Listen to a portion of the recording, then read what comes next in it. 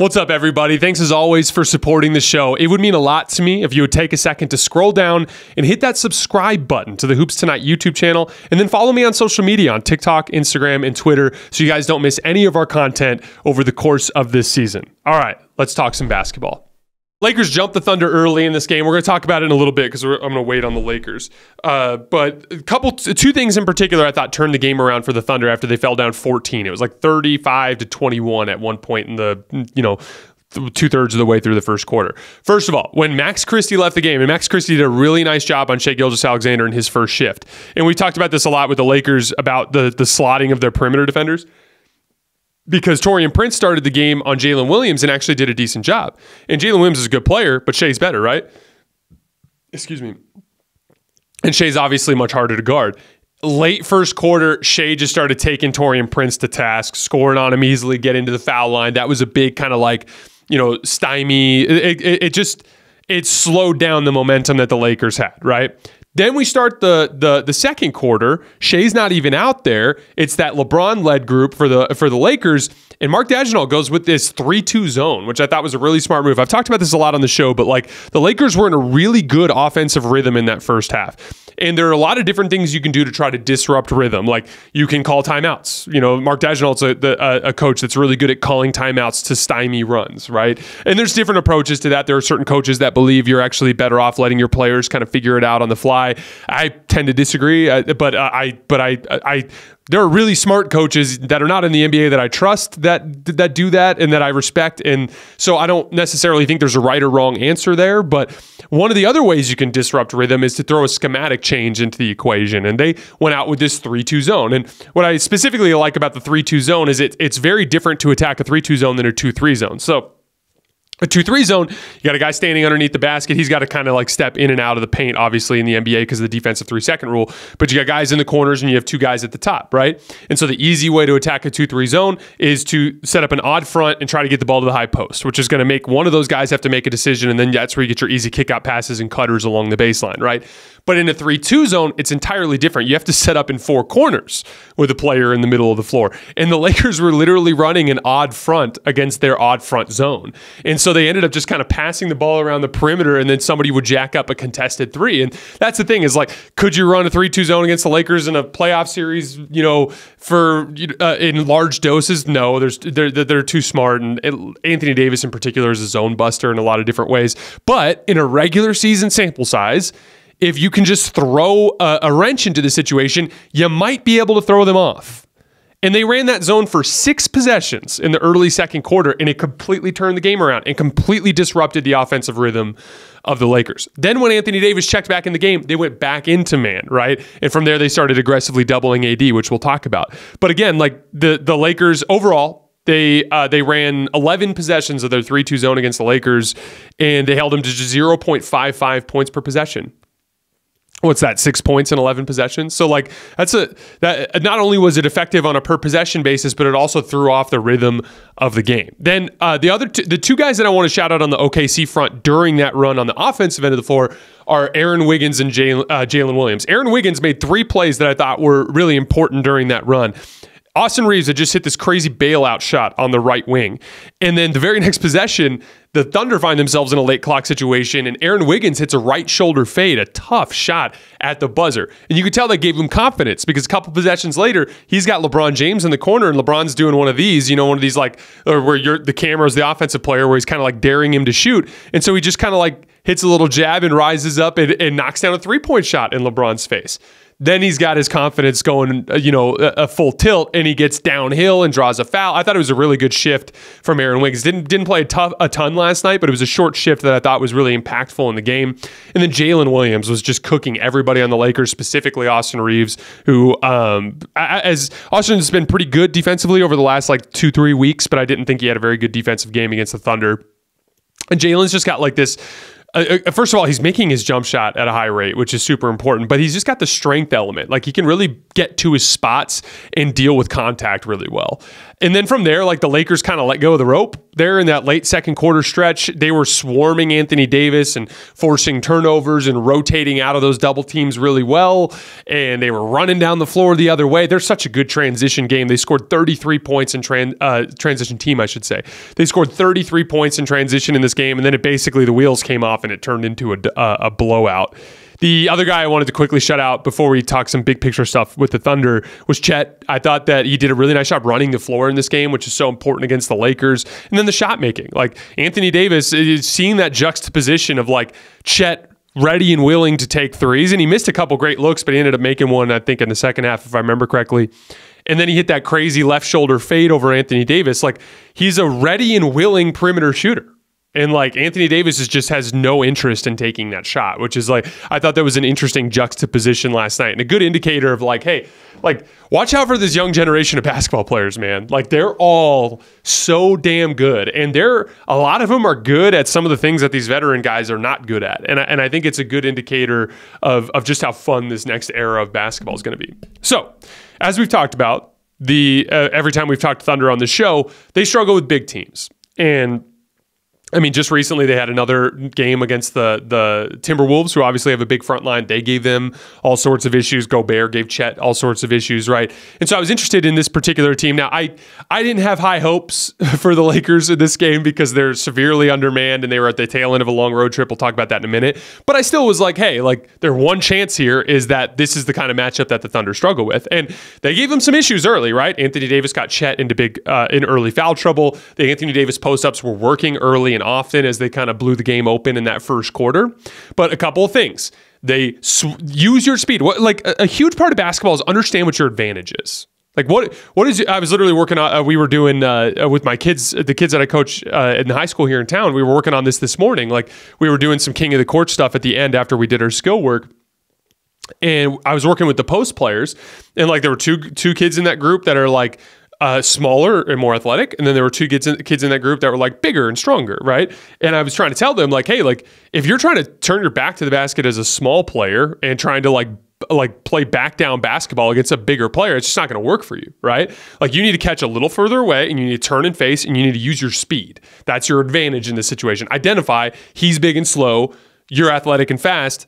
Take him to where you have an opportunity to use your advantage, right? Whereas if you're the big player and you've got the smaller player buried on you, the last thing you want to do is take anything far away from the basket. You're doing him a favor. You want to back him down, bury him deep post position, and catch and quick finish around the basket, right? Like the same thing goes in the big picture of a basketball team. You can't play slow down, methodical half-court basketball with the Lakers. They're too big. They're going to bully you in a lot of those situations, right? But you had not only did you have a depth and rest advantage, but just in general, you're a super young, fast team. They averaged 26 transition points per game. That's second in the entire NBA. And they pushed that to an even higher level in this game, getting it up to 33 points. And that's kind of my point is like identify, here's our advantage. These dudes don't want to run. If we keep running, we're going to succeed. And like it was kind of like they kept kind of beating up against that barrier, and then eventually the barrier fell over there in that late second quarter, and then it was just run out after run out after run out, and the game was over. And so I think that might be kind of the method for OKC to try to attack these big front lines. Like double and rotate, that is a way to weaponize your speed, and then get out and transition as much as possible against those teams. Hunt those possessions. Even if you lose in the short term, like that game, you fell down 14 points, but you just keep pushing, you keep pushing, eventually the dam will break. On the Lakers front, I don't want to be overly critical, like I said, because it's a confluence of a ton of negative factors. Last game of a 4-game road trip, tail end of a back-to-back, Lakers only had 7 available rotation players. No Rui Hachimura, no Jared Vanderbilt. That's 2 of your top 5 or 6 players. No Gabe Vincent. That's 3 of your top 7 players, right? No Cam Reddish, no Jackson Hayes. Like literally, they had to play Jalen Hood-Schifino in that second quarter shift, and he can't make a jump shot right now, which gave OKC all sort of leniency to help off of him, right? And you're playing a super young team that runs for 48 minutes, right? So like I didn't really have high hopes for them in this game. Again, I thought they had a chance with the OKC struggling with the front lines, and you saw that at the beginning of the game, right? Like Anthony Davis torching Chet. The Lakers went up by 14. The zone adjustment was what kind of turned the game around. But, it was just what ended up happening after that point to me was kind of what you would expect in that specific situation.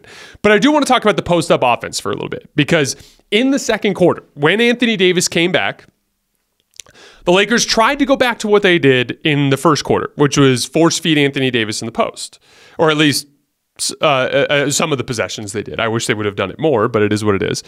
And there was all this debate among Laker fans last night about whose fault is it that the Lakers can't keep punishing the Thunder inside in the post. And I remember sitting there thinking in the live watch, and like every time I watch a game live, like I can pick up on some things, but it's a lot easier for me to pick up on real details in a film session, because I can like watch one possession at a time. I can watch each individual player on a possession, rewatch the play 3-4 times. Like Synergy has like these keys that I can press to like go back 2 seconds or 5 seconds or forward 2 seconds or 5 seconds. So I can like really quickly like cycle through a play and watch it a bunch of different ways and pick up all the pieces of information, right?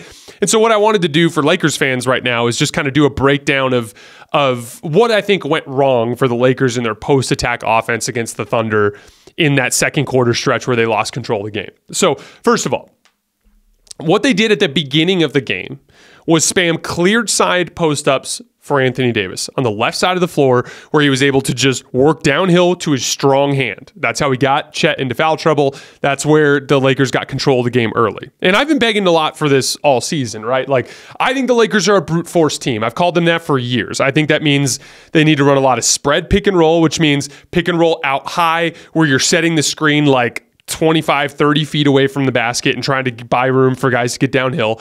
A lot of cleared side pick and roll. That's where you put all the shooters on the weak side and you might interchange with them or something, or have them flash if they see an opening, but they're pretty much out of the play, and you're running two-man game on the cleared side of the floor. And it's less far from the basket, but there's more space to operate east-west, right? And then lastly, more cleared side post-ups, right? And that's the same exact concept, but I like LeBron on the right side of the floor, where he can dribble with his left hand and play make and get to that right shoulder fade. And I like Anthony Davis on the left side of the floor, where he can get to his right-handed hook shot and he can simplify his reads because he needs a little bit more help with the pass. That's kind of the way I think they should run their offense. Transition, and then clear side post-up, spread pick and roll, and cleared side pick and roll. That's kind of, to me, in terms of the brute force approach. That doesn't mean they shouldn't run action. That doesn't mean they shouldn't run 5-out occasionally. I just think they should lean more on that stuff. The 5-out thing hasn't really worked all that well. And it's just not a good personnel fit for that group. They don't have enough downhill athleticism, and they don't have enough shooting to run a 5-out offense, in my opinion. In the first quarter of that game, they were spamming cleared side post-ups, and it was working. When AD came back in the second, that was where it fell apart. So let's dive into that specifically. Why do I want them to run Anthony Davis on a cleared side? It's an easier post entry, right? AD can straight up give a good wide target. You can even throw the pass like 2-3 feet away from his hand, where he can like seal and then go get the basketball to then turn and face, or to back down from there, right? And then it's easier reads. AD can see the floor like this. He's got the ball in his right hand, which is dominant hand, and he can see every player on the floor. Even the guy kind of sneaking along the baseline, he can see, and then he can make easy reads from there. And you saw that in that second quarter shift when the Thunder were doubling. There was a play where they hard doubled Anthony Davis on a left block, cleared side post-up, rifle right-hand pass to a wide-open Austin Reaves on the right wing. A wide-open three for a guy who was one of your best shooters last year, and he's just been broke this year. He misses it, right? There was another one where Austin Reaves cuts down the middle. Cleared side post-up, left block, methodically working. Here comes the double, dumps it off to Austin down the lane. Austin smokes a wide open floater in the lane. Easy floater in the lane that was like 6 or 7 feet, uncontested. He just missed it. Then there was another one, cleared side post up, left block, hard double. D'Angelo Russell flashes to the high post. Anthony Davis makes the right pass on time, on target to D'Lo. D'Lo throws a one-timer to Max Christie, but throws a terrible pass. Just throws like there was no speed on it. It was almost like it slipped out of his hands. And as a result, the Thunder were able to rotate out of it. Had he just made the pass on target to Max Christie, it's a wide open catch and shoot three. So here's the thing. Cleared side post-ups, I thought Anthony Davis was fantastic. And for the record, he's been fantastic all season. It really came down to the guys off the ball, skilled offensive players not doing their job. Like, we talk about this a lot in the NBA, but like getting two to the ball is like half the battle. Once you can do that, if you can make simple reads out of it, there it's just you play basketball. And if you have offensive skill on the floor, you should be able to capitalize on it. But as has been a consistent theme throughout this season, inconsistent play from D'Angelo Russell and Austin Reaves has hampered this offense in a lot of different ways. And, we'll talk about more about it in a minute, but I thought that was a significant factor in that specific sequence. About half the time during that second quarter run, they tried to feed Anthony Davis in the middle of the floor. And I really disagreed with this strategy. It's a much harder post entry because now you've got a tighter window as guys are digging down from both sides. It's much harder for Anthony Davis to see all of the floor as he's having to kind of navigate everything working around him.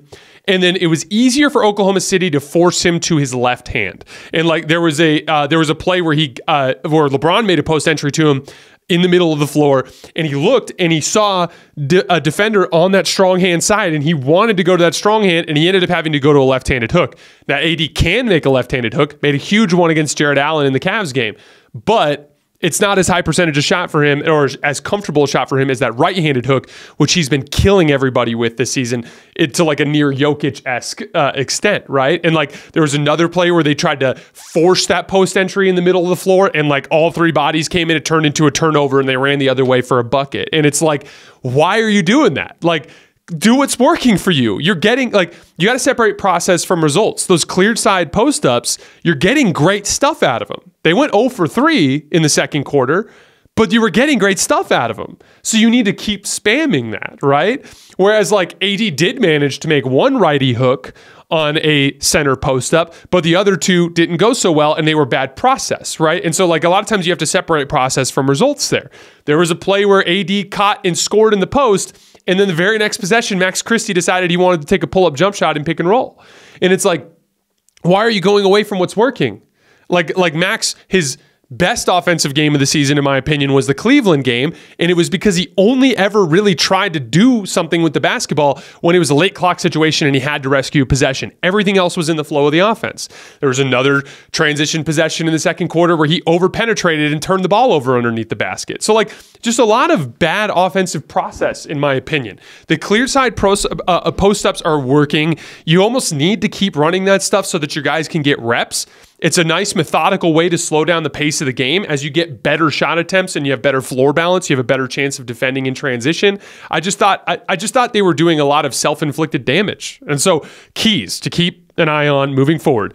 Keep the side cleared, put him on the left block where he can go to his right hand, and guys have to do their part off the ball. It really is that simple to me. And AD has been so dominant there that he's consistently drawing multiple defenders.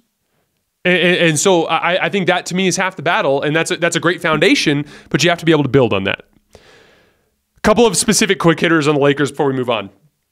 Austin Reaves struggles. Basketball players struggle sometimes. It's really that simple. Stars struggle sometimes. There was a 7 or 8 game stretch after the Harden trade where Kawhi and Paul George were playing like crap. That's just part of basketball. I still think at this point it's way too early to act like people have solved Austin Reaves or that he's nowhere near as good as his contract would lead you to believe, or as good as he was at FIBA, or as good as he was in the playoffs. At the end of the day, guys, especially with how good he's been in crunch time, because he's been so good in clutch situations. I'm just not worried about it. He's been defending a lot better lately up until last night, which again, the entire team sucked on defense last night because it was the tail end of a long road trip and the tail end of a back-to-back. So, I just think I've seen a lot of Lakers fans starting to turn on Austin, and, I think that's crazy. 8 20-point playoff games and was excellent at FIBA and was great after the deadline. Literally over 70% true shooting after the Russell Westbrook trade. And people are ready if people are ready to sell the dude down the river over a month and a half of mediocre regular season basketball where he really hasn't even been that bad. He's just been bad compared to what he was last year. I just think that's ridiculous. The slotting of perimeter defenders, I thought it was really interesting how Max Christie did a good job on Shai Gilgeous-Alexander, but then when Taurean Prince got on him, things fell apart. I think that's an indicator of that slotting concept that I was talking about and why it's so important to have Cam Reddish and Jared Vanderbilt and Gabe Vincent on the roster so that you can keep Taurean Prince in defensive assignments that he can handle. Whenever he's the best perimeter defender on the floor, the Lakers offense or defense tanks. When he's the second best perimeter player on the floor, things actually look pretty good for them defensively. So that's a thing to keep an eye on. Offensive struggles leading to bad everything else. When the Lakers are missing shots and not scoring easily on offense, you can see the demeanor and like the overall just motivation level of the team tank, and then it hurts them everywhere else. And so I think them solving some of these offensive problems could go a long way to helping them in the other areas of the game as well. And then here are a couple of reasons why I'm still super optimistic about this Lakers team. LeBron is shooting 65% in effective field goal percentage on jumpers, and he's like confidently hunting them. He's shooting 40% from three on the season. It's been like a real encouraging trend that bodes well for them down the line. And we've already talked about it on the show before, but he's been really good in clutch situations as well. Anthony Davis has been so good in the post. I have other concerns about Anthony Davis, like him abandoning his jump shot after all of that narrative in the early part of of training camp. I just simply don't understand. Like, why is it that like Max Christie, who probably is in your rotation, but like a bench dude when your whole roster is put together, why is it that Max Christie is allowed to take pull-up jump shots and pick and roll or floaters and ISO? And by the way, don't have any problem with those shots like in the grand scheme of things. Like, they're not that big of a deal. Like, obviously, I'd prefer better offensive process, but I'm not trying to pick on Max Christie. He's been so good defensively over the course of the last couple of weeks. But my point is, why is it that you can bake into your offense random bullshit like that, but Anthony Davis can't take a pick and pop three every once in a while? Like, what are we doing?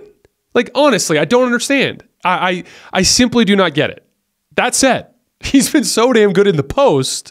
And like I said, all those post-up issues that took place in that second quarter run were not Anthony Davis's fault, in my opinion.